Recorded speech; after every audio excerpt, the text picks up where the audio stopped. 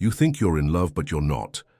What you're inside of is a psychological loop designed to mimic the sensations of connection while keeping you emotionally dependent and confused.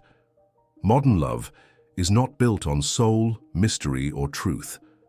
It's built on fear, trauma, validation, and ego. You are taught that finding someone would complete you. But what actually happens is repetition. The same pain, the same silence, the same slow decay disguised as passion. Modern relationships are no longer about love. They are about roles. He performs strength, she performs affection. Both are acting. From survival, not from essence. You don't choose your partners based on love. You choose them based on the wound you've been carrying since childhood. That's the real match. Wound meets wound, not soul meets soul. The relationship becomes a reenactment of your unresolved past. She doesn't want love, she wants safety, attention, and emotional experience. He doesn't want connection. He wants control, admiration, and escape, and both believe they're being honest. But what's happening is unconscious. It's a game neither person understands they're playing, and in this game, everyone loses. Slowly. Not in one dramatic event, but in a slow emotional death spread across months or years. If you've ever felt more alone in a relationship than when you were single, this is why. If you've ever wondered why attraction fades after commitment, this is why. If you felt like you're performing instead of living, this is why. What we call love today is often nothing more than a transactional performance designed to avoid deeper emotional truths. It's comfort with a cost, intimacy without depth, sex without surrender, and it's killing us slowly. The modern man has been conditioned to chase women for validation, not for connection. He believes love is something to earn, not something to remember. He becomes addicted to the emotional highs and crushed by the emotional withdrawals. Meanwhile, the modern woman is taught to fear depth, to seek safety above all, and to withhold vulnerability as power. She doesn't trust men, not because she's cold, but because she was never taught how to trust without control. This isn't romance. This is mutual manipulation disguised as relationship goals. It's why dating today feels like a war. It's why relationships collapse under the weight of invisible expectations. It's why desire disappears the moment comfort arrives, because real love requires exposure. It requires knowing yourself, and most people are terrified of that. So instead of meeting each other with soul, we meet each other with masks. Modern love has become a psychological trap because it promises connection but rewards performance. It mimics passion but punishes vulnerability. It sells the idea of union but thrives on separation. And as long as we continue to engage in love without consciousness, we will continue to suffer in the name of something we never truly understood. You are not broken. You are not unlovable. But you are trapped in a system that doesn't teach love. It teaches emotional dependency, and the only way out is awareness. This video is not about blaming anyone. It's about showing you what you've been living without realizing it. Once you see the pattern, you can break it. But first, you need to understand how deep the trap really goes. The first layer of the trap is need. Most people do not enter relationships because they are whole, but because they are lacking. And the partner they choose is not based on truth, but on familiarity. This is why so many relationships feel predictable after the initial excitement fades. The unconscious seeks the known, not the healthy, not the transformative, the known, which usually means the same dynamic you experienced in childhood, dressed in a different body. This is not love, it's emotional repetition, and it's deeply unconscious. You will feel drawn to the one who reflects your unresolved pain. You will feel chemistry where your wounds align, and you will feel rejection not as disappointment, but as confirmation of a story that lives inside you. This is why people stay in relationships that hurt them, not because they enjoy pain, but because pain feels familiar. It feels real. It feels like home. The second layer of the trap is projection. You do not see your partner as they are. You see them as you want them to be, or as you fear they are. Love, in its modern form, is not a meeting of two selves. It's a collision of illusions, expectations, assumptions, emotional hunger, and the deep need to be chosen all collide to create an unstable reality that both partners believe is real. Until it breaks, and when it breaks, they blame each other. They say, "You changed," but no one changed. What happened is that the projection collapsed, the mask fell, the fantasy died, and all that remains is the discomfort of reality. The person in front of you was never the one in your mind. You were in love with an idea, a mirror, a psychological echo of your desires and fears. Modern relationships rarely survive the death of projection, because most people are not in relationships with the other. They're in relationships with what the other represents: security, escape, validation, power. When the representation fails, they feel betrayed. But the betrayal was always within. They betrayed themselves by mistaking fantasy for truth. They fell in love with potential, not presence. The third layer is control. Love today is filled with control mechanisms: texting expectations, loyalty tests, emotional punishments, withdrawal tactics, silent treatments. These are not signs of intimacy. They are signs of fear: fear of loss, fear of abandonment, fear of exposure. And so instead of opening, people manipulate. Instead of expressing need, they create confusion. Instead of asking for love, they use tactics to extract it. Control is disguised as care.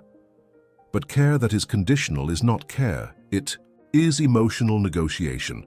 And that is the foundation of most modern relationships: silent contracts. If I act this way, you give me this. If you behave that way, I will withdraw.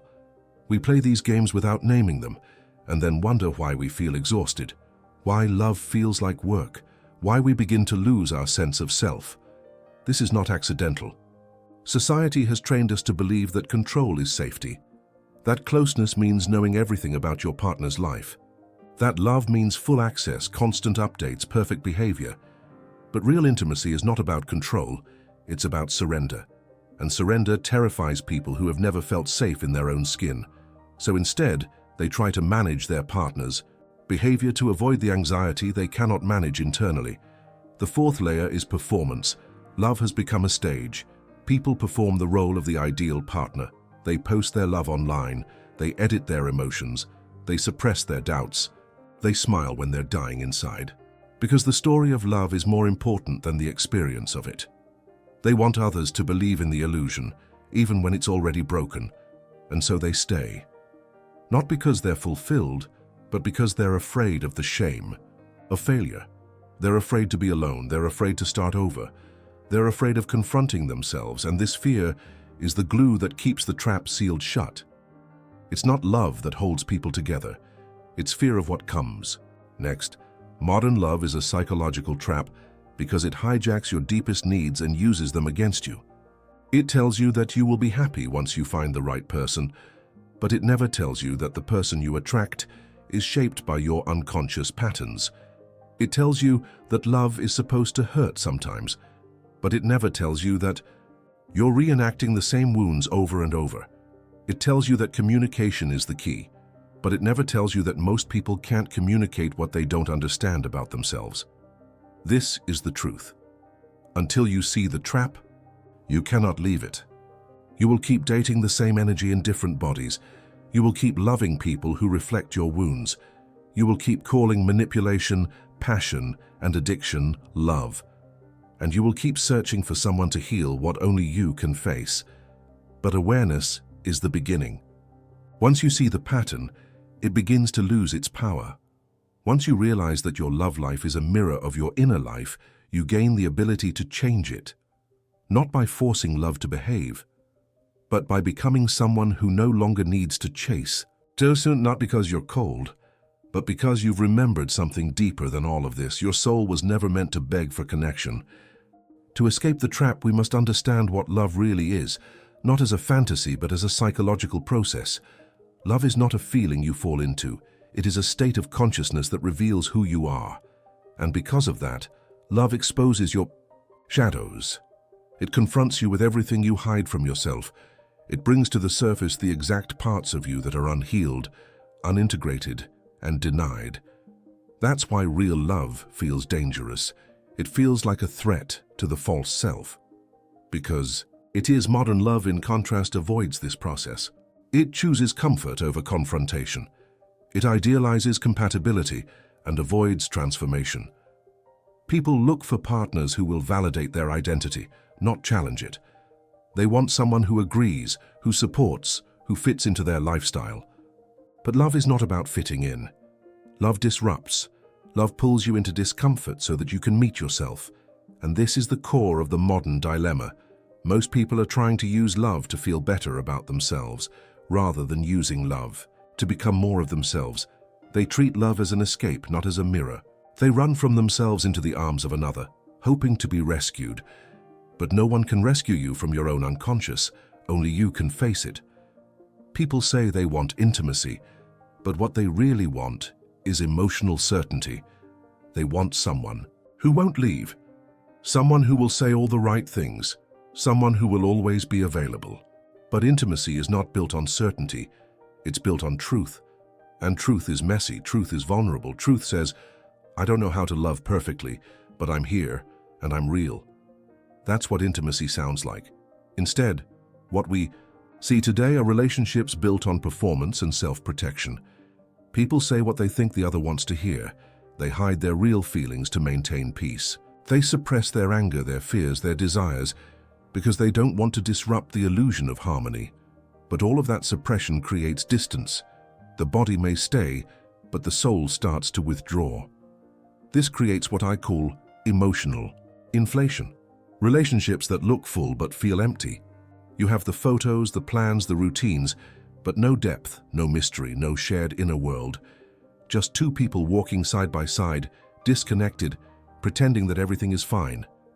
Until one day, one of them collapses, or cheats, or disappears. And everyone acts surprised. But the signs were always there. You cannot maintain a false connection forever. The soul will revolt. What makes this trap so difficult to escape is the cultural reinforcement of the illusion. Movies, songs, social media, all promote a version of love that is based on fantasy.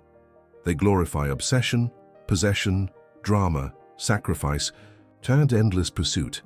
They make you believe that real love is supposed to feel like chaos, like suffering, like extreme highs and lows.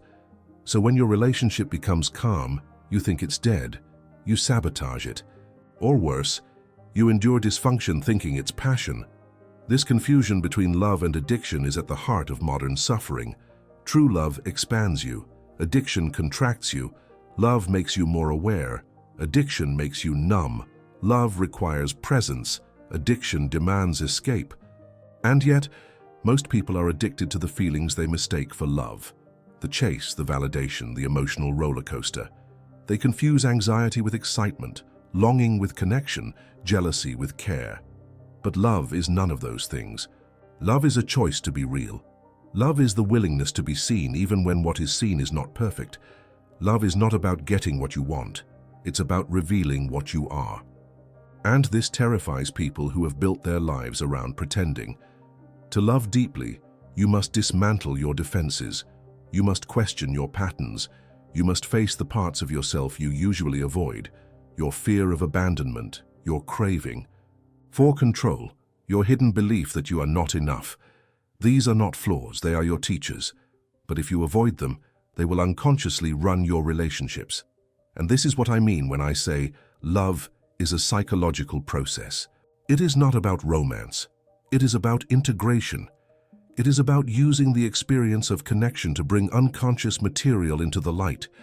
This is what makes love sacred, not the pleasure, but the transformation, not the fantasy, but the revelation. Modern love fails because people are not prepared to be transformed. They want love to feel good.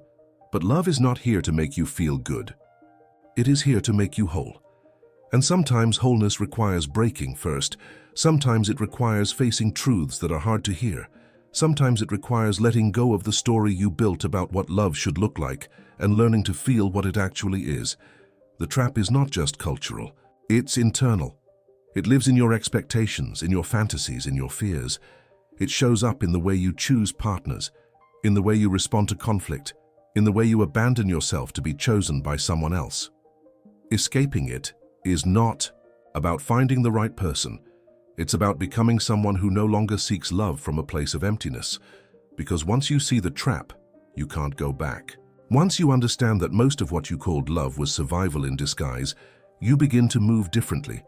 You stop chasing, you start seeing, you stop performing, you start revealing, you stop needing, and you start choosing from a place of wholeness, not hunger. The final layer of the psychological trap is the myth of resolution. This is the belief that once you find the right person, everything will make sense, that love will fix what's broken, that the wounds will stop hurting, that the past will dissolve into peace. This fantasy is one of the deepest sources of suffering in modern relationships because it teaches people to wait for healing instead of doing the work of healing. People carry their pain into love, hoping that love will erase it. But love doesn't erase anything. It reveals, it reflects, it amplifies what's already there. If you have abandonment issues, love will trigger them. If you have control issues, love will expose them. If you don't know who you are, love will confront you with that emptiness every day. And if you're unconscious, you'll blame the other for making you feel this way. But they're not causing the wound, they're exposing it. And this is where most relationships fall apart. Not because there isn't love, but because there isn't awareness. People mistake triggers for incompatibility. They see emotional discomfort as a red flag, rather than a doorway to deeper truth. So they leave. They ghost. They find someone new, someone easier, someone who doesn't touch the sore spots, yet. But it always comes back. The pattern always returns. Because it's not about the person, it's about you. Modern love rarely survives this stage. Because it requires work. It requires internal confrontation. And most people were never taught how to do that. They were taught to avoid pain, not to understand it. To seek comfort, not truth. To find someone who makes them happy, not someone who helps them grow. But real love demands growth, and growth demands discomfort. What we call falling out of. Love is often just reaching the edge of our emotional skill set. It's the moment when the relationship moves beyond the fantasy into the real, and we don't know what to do with it. So we call it boring, or toxic, or we say the spark is gone, but what's really gone is the illusion, the chemical high, the projection. What's left is raw material, real connection. And that scares people, because now it's not about being desired. It's about being known. Not about being adored, but about being accepted. And for many, that level of exposure is too much. They'd rather perform than be seen. They'd rather chase than stay. They'd rather restart the cycle than break it, because breaking it means facing themselves, and that's the one thing they've spent their whole lives avoiding. But there's no freedom without self-confrontation, no love without self-knowledge, and no intimacy without truth. You cannot build a healthy relationship with another human being until you've built one with yourself. And that's not a cliche, it's psychological law. Until you understand your unconscious drives, your need to be needed, your fear of rejection, your obsession with control, you will continue to act them out unconsciously in every connection you enter. This is the real work, not learning how to text back, not decoding attachment styles, not following rules or strategies, but facing yourself, sitting in silence, asking the hard questions. Why do I chase people who don't want me? Why do I lose interest when someone loves me back? Why do I keep ending up in the same situation? These are not just dating problems. They are psychological patterns rooted in early experiences, and until they are brought to light, they will run your life. Modern love doesn't fail because people don't care. It fails because people don't look. They don't slow down long enough to notice what's really happening. They confuse intensity with intimacy. They confuse control with security. They confuse attention with affection. And they confuse survival with love. But once you begin to look, really look, everything changes.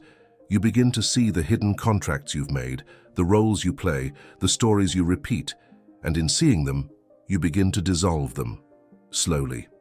One truth at a time. This is the beginning of conscious love. Love that doesn't bind, love that doesn't sedate, love that doesn't blind, but love that sees and frees. This kind of love isn't glamorous, it won't always be exciting. It won't give you the dopamine hits you've grown addicted to, but it will give you something far more powerful: peace.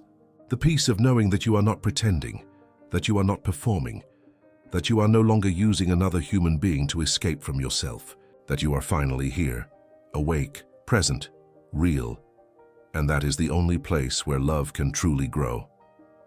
This is the escape from the trap, not through finding someone else, but through finding the parts of yourself that keep pulling you back into the same cycle, not through blaming your partners, but through understanding your participation in the pattern, not through more romance, but through more reality. Because the truth is this: love was never meant to save you. It was meant to reveal you. And the sooner you stop waiting for love to fix you, the sooner you'll begin to experience the kind of love that doesn't need to. That is what liberation looks like. Not being free from love, but being free inside it, not needing it to fill your emptiness, but allowing it to meet your wholeness. This is how we begin again, not as seekers of validation, but as carriers of truth, not as performers, but as humans, messy, imperfect, honest, and finally ready to love without lies. So now you see it. Not the person who hurt you, not the ones who left, not the partners who didn't understand you, but the pattern, the quiet machinery behind the pain, the design hidden inside the desire, the unconscious architecture of repetition. That has shaped every relationship you thought was love. This is what I meant by a psychological trap, because you didn't know you were walking in circles. You thought it was your heart leading you, but it was your history. And history repeats itself, not because it's true, but because it's familiar. We love as we were once loved. We fear as we were once feared. We abandon ourselves exactly how we were once abandoned, until we see it. And when we do, everything changes, not at once, but irrevocably. Awareness does not end the pain, but it gives the pain meaning. It allows you to stop blaming others for a script they didn't write. It allows you to stop looking for salvation in the eyes of someone else. It allows you to stop chasing and start standing still. Because what most people call love is not love. It is longing in disguise. It is memory replayed. It is the past begging for closure through the body of someone new. But real love begins where the repetition ends, where you no longer seek to be chosen, where you no longer confuse attention with affection, where you no longer trade your truth for company, where you can sit in your own silence and not feel like you're dying.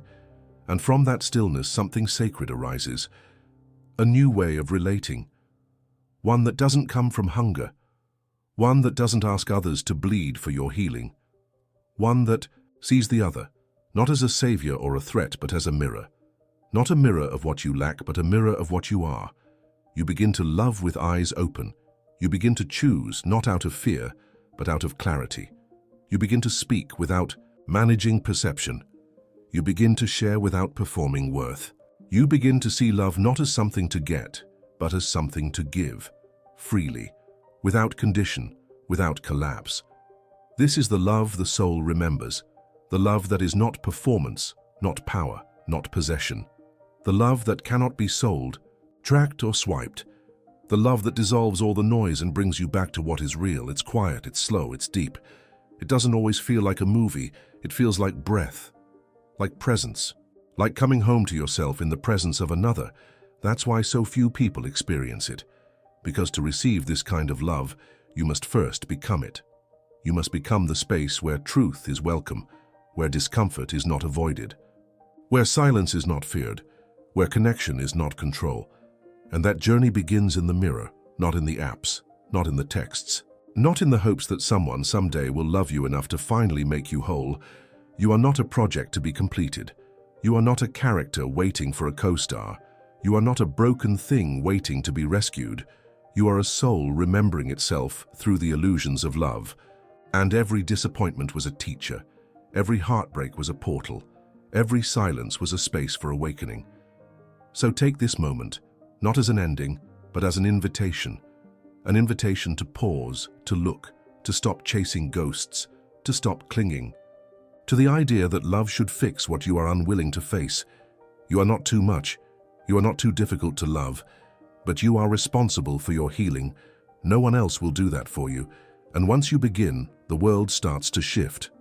Not because others change, but because you do. You speak differently. You choose differently. You show up differently. And those who cannot meet you there fall away. Let them, because your path is not about collecting people. It's about remembering yourself over and over again, until even your love becomes a prayer, not for possession, but for presence. That is what the soul wants, to be met, not managed, to be seen, not solved, to be loved, not tolerated. If this truth reached something in you, don't let it fade. Let it deepen, let it echo, let it challenge the next time you're tempted to perform, to pursue, to pretend. And when you feel yourself falling into the old pattern again, pause. Ask yourself, is this love? Or is this my wound looking for a home? Because that question, asked in silence, may save you years of pain. You are not here to repeat. You are here to remember. And if you choose to remember, love will return to what it was always meant to be.